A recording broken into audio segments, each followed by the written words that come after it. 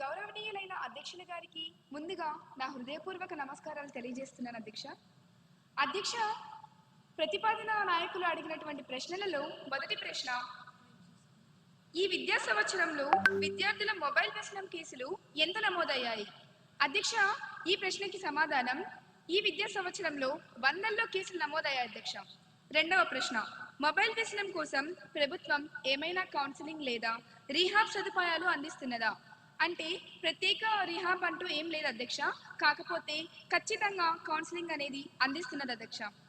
మూడవ ప్రశ్న, ప్రత్యేక రీహాబ్ సెంటర్లు లేకపోతే డిజిటల్ డి అడిక్షన్ సెంటర్లు ఏర్పాటు చేయాలనే యోచన ఉందా అధ్యక్ష? ఖచ్చితంగా ఉంది అధ్యక్ష, మాకు అటువంటి ఆలోచన ఉంది. ప్రస్తుతం ప్రభుత్వం పరిశీలిస్తుంది అధ్యక్ష. పైలట్ సెంటర్లు ప్రతిపాదనలో ఉన్నాయి అధ్యక్ష. ధన్యవాదాలు అధ్యక్ష.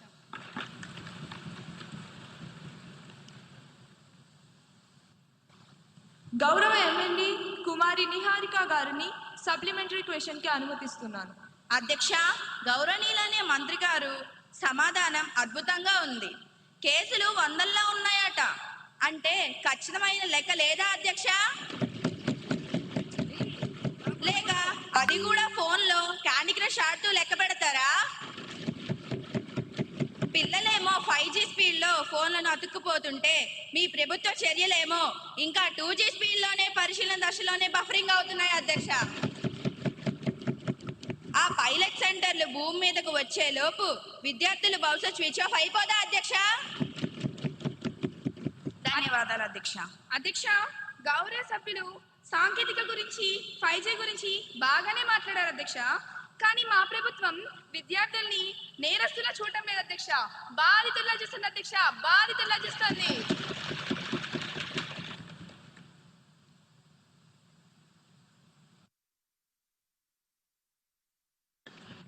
అసలు లెక్కలేవి 100ల్లో అంటే సమాధానమేనా అధ్యక్ష? దాట వేయకండి. పైలట్ సెంటర్లో ఎప్పుడు వస్తాయి? డేట్ చెప్పమనండి అధ్యక్ష. చెప్పండి. Silence silence. సభ్యులందరూ సభా గౌరవాన్ని కాపాడాలని కోరుతున్నాను. అధ్యక్ష, బాగా వినమనండి అధ్యక్ష. పిల్లల చేతిలో ఫోన్ ఉంటే అది మొబైల్ వ్యసనం అంటారు. దాన్ని సరిచేయొచ్చు, కౌన్సిలింగ్ ఇస్తున్నాం. కానీ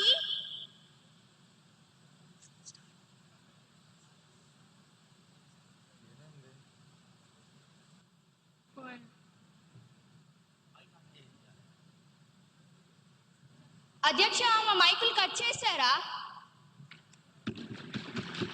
మళ్ళీ కదలే. యాక్షన్ ఎప్పుడు? యాక్షన్ ప్లాన్ ఏది? కానీ ప్రభుత్వం ఏం చేసినా గుడ్డిగా వ్యతిరేకించే మీ మైక్ వ్యసనానికి మాత్రం ప్రపంచంలో ఏ రిహాబిలిటేషన్ సెంటర్ మందు కనిపెట్టలేదు అధ్యక్ష. పిల్లలకి కౌన్సిలింగ్ పనిచేస్తుంది కానీ మీకు పని చేయదు.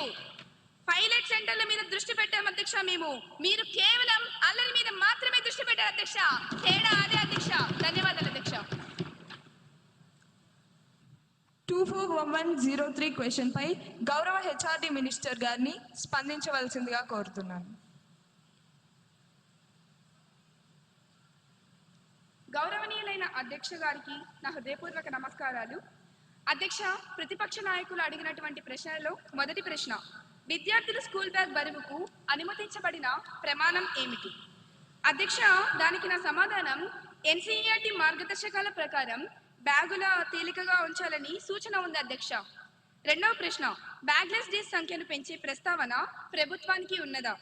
అధ్యక్ష, లేదు అధ్యక్ష, బ్యాగ్లెస్ డేస్ పెంపు ప్రతిపాదన అనేది లేదు అధ్యక్ష. మూడవ ప్రశ్న, బ్యాగ్లెస్ డేస్ అమలులో ప్రభుత్వం తీసుకున్న చర్యలు ఏమిటాయి? దానికి నా సమాధానం, సెమిస్టర్ వారి పుస్తకాలు ప్రారంభించాం అధ్యక్ష. ప్రతి శనివారం బ్యాగ్లెస్ డేగా అమలు చేశాం అధ్యక్ష. ధన్యవాదాలు అధ్యక్ష.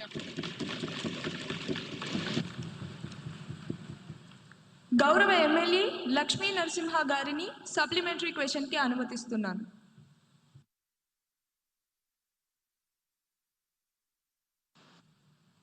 అధ్యక్ష, గౌరవనీయులైన మంత్రి గారి సమాధానం చాలా బాగుంది అధ్యక్ష.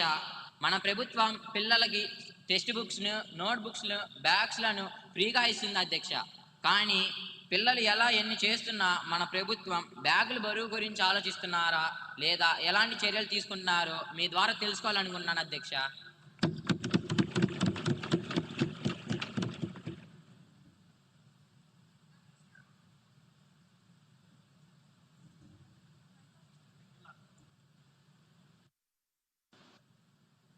అధ్యక్ష, గౌరవ సభ్యులారా, మేము సెమిస్టర్ విధానం తెచ్చాం, సెమిస్టర్ సిస్టమ్ను తెచ్చాం. అంటే సగం పుస్తకాలే ఉంటాయి అధ్యక్ష, కానీ అందులో చివర నో బ్యాక్ డే కూడా తెచ్చాం అధ్యక్ష.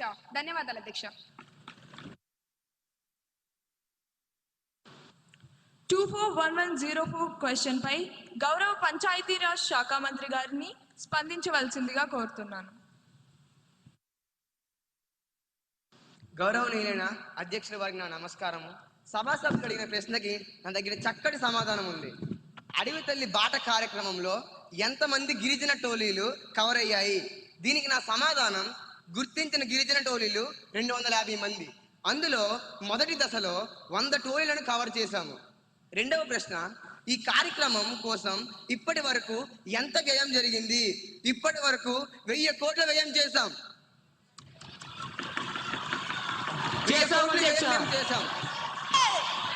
మంత్రి గారి సమాధానాన్ని పూర్తిగా వినవలసిందిగా కోరుకుంటున్నాను. ఇంకా ఎన్ని గిరిజన ప్రాంతాలు కవర్ అవ్వాల్సి ఉంది? మిగిలిన ప్రాంతాలను ఎప్పటిలోగా పూర్తి చేస్తారు? దీనికి నా సమాధానం, ఇంకా 150 టోలీలు కవర్ అయ్యాయి. రాబోయే ఏడాదిలో మేము పూర్తి చేస్తాం అధ్యక్ష. ధన్యవాదాలు.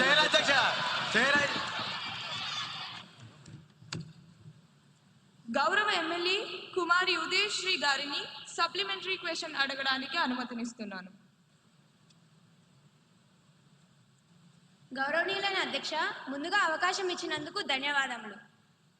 అధ్యక్ష, మంత్రి గారు సమాధానం చెప్పేటప్పుడు గణనీయమైన సంఖ్య అని చెప్పారు, కానీ అంకెల్లోనే స్పష్టత లేకపోతే ఇంకా అభివృద్ధిని ఎలా కొలుస్తాం అధ్యక్ష?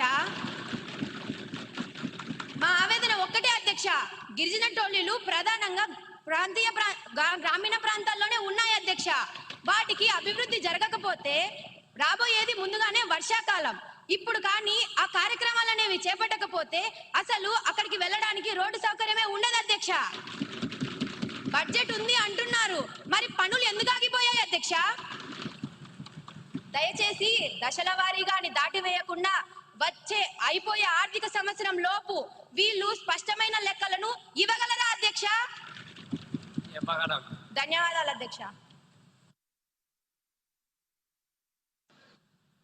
సభ్యులు అడిగిన ప్రశ్నకి నా దగ్గర చెంపదెబ్బ లాంటి సమాధానం ఉంది. గౌరవ సభ్యులు లేవలెత్తిన పాయింట్ చాలా విలువైనది.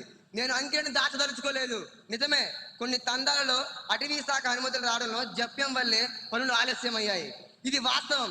సభ్యుల ఆందోళన దృష్టిలో ఉంచుకొని సభకు హామీ ఇస్తున్నాను, వచ్చే వారం సంబంధిత అధికారులతో మరియు ఆయా నియోజకవర్గ ఎమ్మెల్యేతో ప్రత్యేక సమీక్ష ఏర్పాటు చేస్తాం. వర్షాలు మొదలయ్యేలోపు పెండింగ్ లో ఉన్న 20 తండాల్లో పనులు ప్రారంభించి మార్చి లోపు పూర్తి చేస్తాం. నిధులు కొరత లేదు, చింతకంద శుద్ధి అంతకన్నా లేదు. ధన్యవాదాలు అధ్యక్షుడు.